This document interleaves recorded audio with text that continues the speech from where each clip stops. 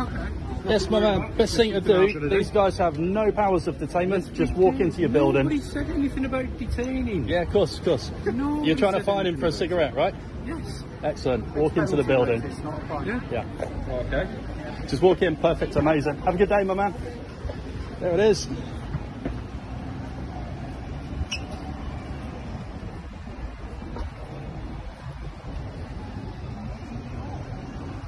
Bye-bye. Lots of scams out there, and I think it's fair to say the government is one of the biggest ones of them all. Welcome back, beautiful and amazing human beings. My name is Zugradowski here of WeAreChange.org, and we have a plethora of absolutely crazy and wild news to get into today, as of course the times are getting strange, as it looks like there has been a major leak coming from the Pentagon. All of this as there is a lot of global chaos. International instability is now the new norm. Lots of crazy stuff and crazy people to talk about, which we're going to be talking about all here on this independent media broadcast. If you like the shirt that I'm wearing, you could get it on thebestpoliticalshirts.com. And the clip that we played in the beginning of this broadcast looks like it was from Dan Gleeball's Scam Baiter. I don't know if that's a real name or if I just said something inappropriately when I didn't want to, but we're going to make sure we double check that this is the original creator of this video, and we're going to be linking their YouTube channel down in the description below, as of course there's a number of these videos going around, specifically in the United Kingdom, of representatives of some private corporations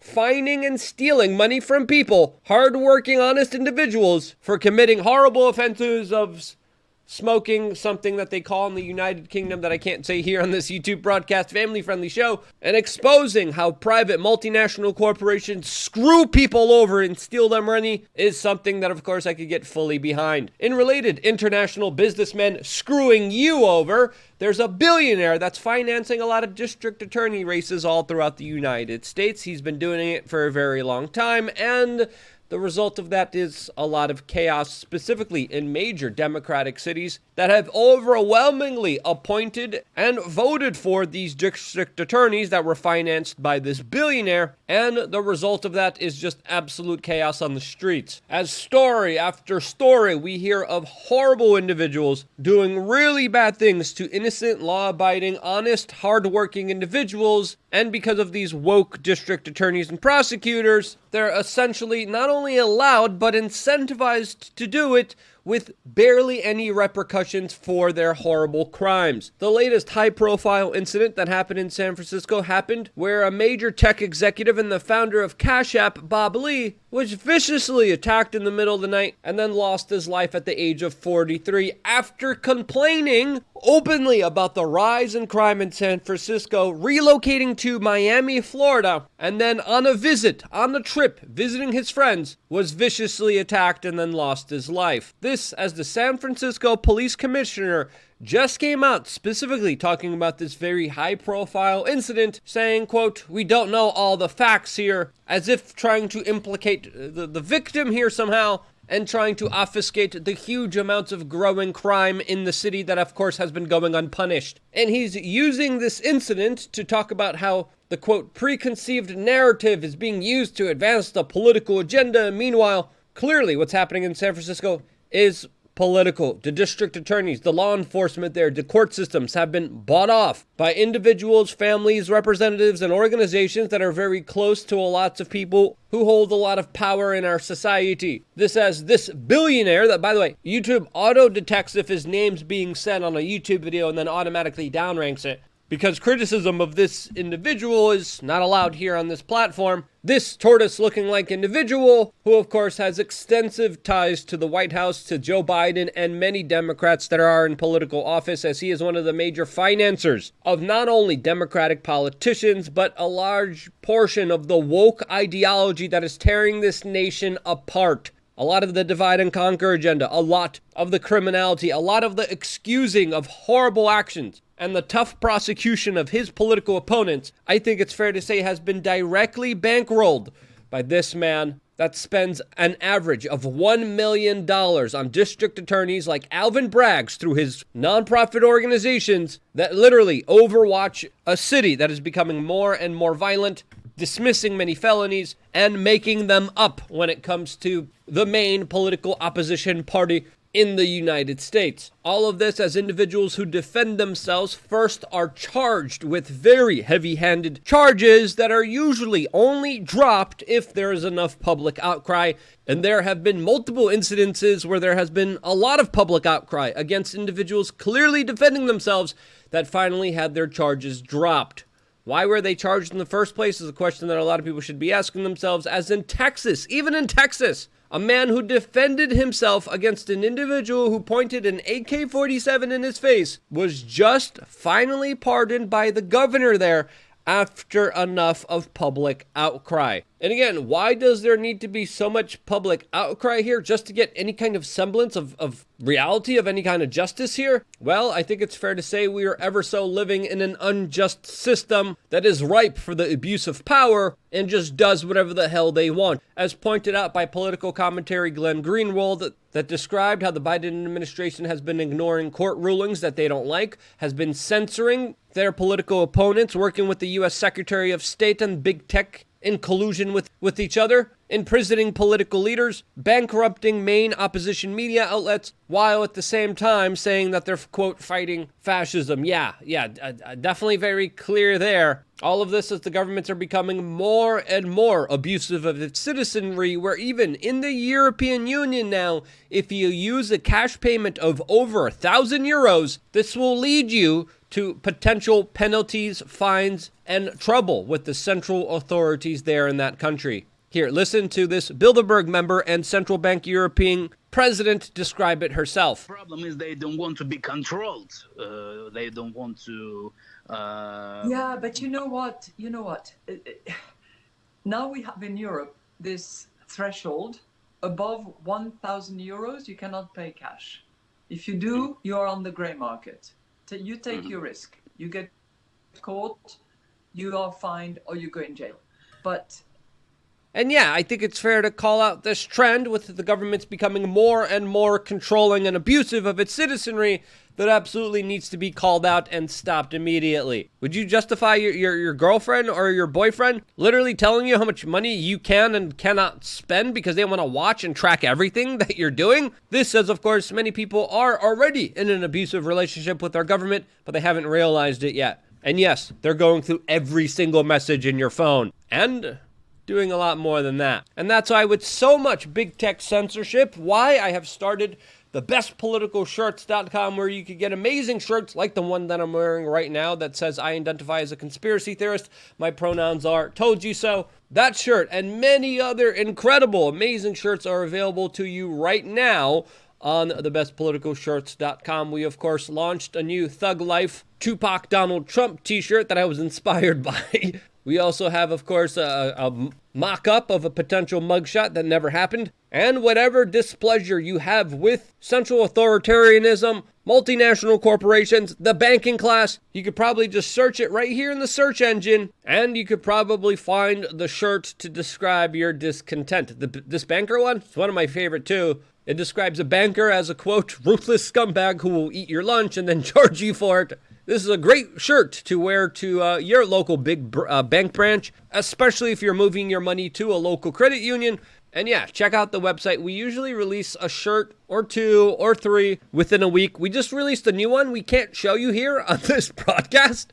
And if you want to see the new shirt that is too spicy that we cannot show you here, go to thebestpoliticalshirts.com, as of course your support of our t-shirts, sir, goes to growing and expanding this independent media operation. And also, more importantly, I think it's imperative more than ever to let people know where you stand politically, to share messages, to start conversations, and let people know that the brainwashing, the propaganda, doesn't work that well, especially when enough people stand up against it.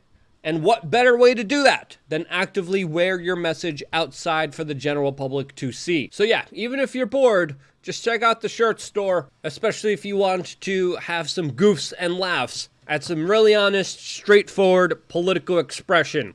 Now, you might not know this, but just as a few days ago, there was a major leak from the Pentagon that very oddly isn't really being covered that much by the corporate media. Some organizations are saying that this has been the worst leak since Edward Snowden, after it looks like U.S. Pentagon papers, especially intelligence reports on the war in Ukraine, have surfaced online. Leaked documents that reportedly contain operational details, CIA-recruited agents, closed-door conversations between world leaders, and the overall assessment of what's really happening in this larger proxy war between the East and the West. As these documents came out, there was also a lot of requests from the U.S. Pentagon to specifically censor these documents from the internet, and another glaring point was the assessment that was coming out from these documents talking about how many Russian troops were taken out of this conflict, which now, according to anonymous U.S. military sources and other military analysts, according to the New York Times, was a number that has been, quote, modified.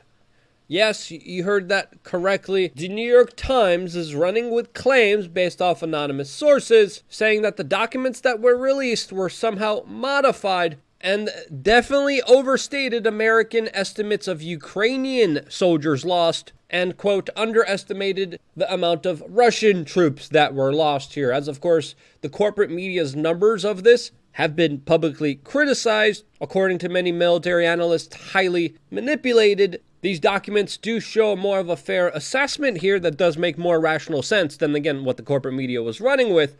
But for these documents to be leaked and then that very key specific talking point to be manipulated here seems very unlikely. Now, there's a lot of other implications here, especially when it comes to these documents being released, not just dealing with exposing some of the clear propaganda that we are inundated to, but these documents also show the spies that have been, quote, deeply ingrained in Russian intelligence and Putin's army. It also shows that the United States is spying on its allies in South Korea, Ukraine, and the United Kingdom, and showed how the United States has a very extensive spying operation all over the world. Now that absolutely makes sense, as of course in the intelligence world, everyone is spying on everyone. A lot of other commentators are also showing that these latest documents are showing us the, quote, clearest picture of what's happening right now in Ukraine. And the larger question is, who released these documents? Is the NSA implicated here, since they released the hacking tools to the general public that could virtually hack almost anything and everything? Is it a bunch of local hackers? Is it other state organizations? Maybe from Iran, maybe from China, maybe from Russia, maybe from even one of the allies here that was being spied on.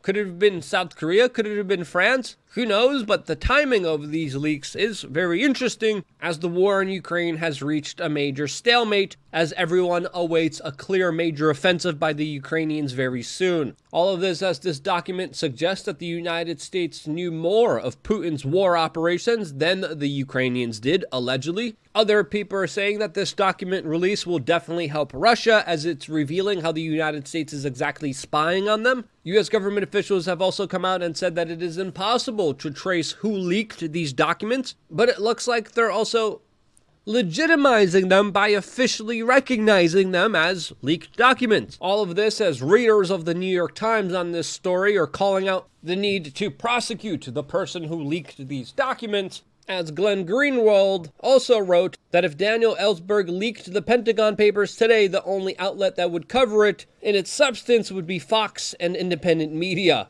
Liberal journalists would call it a nothing burger and seek to discredit the journalist, and liberals would demand he be hanged as a traitor. And looking at our current political situation, I don't think Glenn's assessment here is wrong, as there is definitely a major political shift in our country, and the left is being more authoritarian by the day, adopting many key elements of the 1984 fictional novel as their main playbook that they're going on. This, as just recently the National Security Council spokesperson John Kirby went on national television and said that him and his administration were proud of what happened when the United States was withdrawing from Afghanistan. Yes, you heard that correctly. Just when you thought the insanity couldn't get any more crazy, here it is. And when we look at these latest Pentagon papers, what are we looking at? Well, there's also a potential of a psyop within a psyop, as according to an alleged surrogate of Putin, they're claiming that these leaked documents were leaked on purpose and are a part of another form of disinformation warfare, specifically meant to confuse Russia and sow chaos and division within the ranks of the Russian military. Now, is this a psyop within a psyop? Is this a journalist actually leaking information that's going to tell people the truth? Is this a foreign adversary hacking and trying to undermine the national security of the American government? What's going on here? Well, I have no idea. What do you think is going on here? Let me know down in the comment section below. Press 1 if you think this is actually a legitimate journalist working with a whistleblower releasing this information. Press number 2 down in the comment section below if you think this is a foreign adversary that, of course, is hacking and releasing this information to the general public. Press 3 if you think this is a psyop within a psyop and that this was deliberately released by the United States in order to sow division and confusion within the Russian military. What do you think's really going on here? Well, let me know down in the comment section below. I always appreciate your comments, your perspectives, your time, and I wouldn't be here if it wasn't for you guys. Also, working on a meetup here in Austin, Texas in a few days. I love you guys. Stay tuned for more here on wearechange.org. And thank you again for getting the shirts on thebestpoliticalshirts.com.